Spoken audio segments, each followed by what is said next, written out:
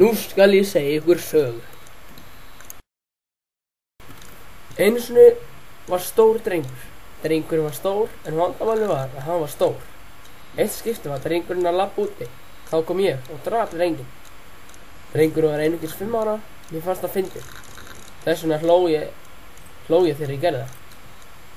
Fjölskyldur hans fannst það ekki fyndið. Þau vildu drepa mig. Það fannst mér fyndið.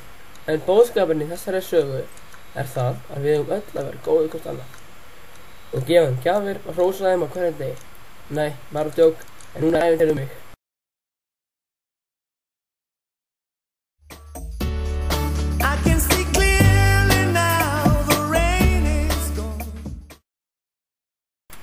Góðan daginn, herra lögreglustjóri.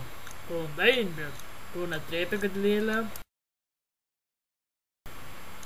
Já, þig, tussa. Það er mjög gaman að drepa fólk. Það er ei hægt að neita.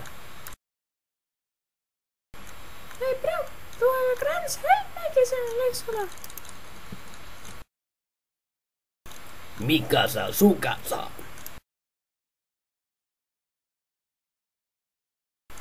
Veistu ekki hvað það þýðir? Nei, ég veit að hann ekki drengur sæll. Vá, hvað átti eiginlega mörg reipi? Ég á alveg nokkuð reipi, sko.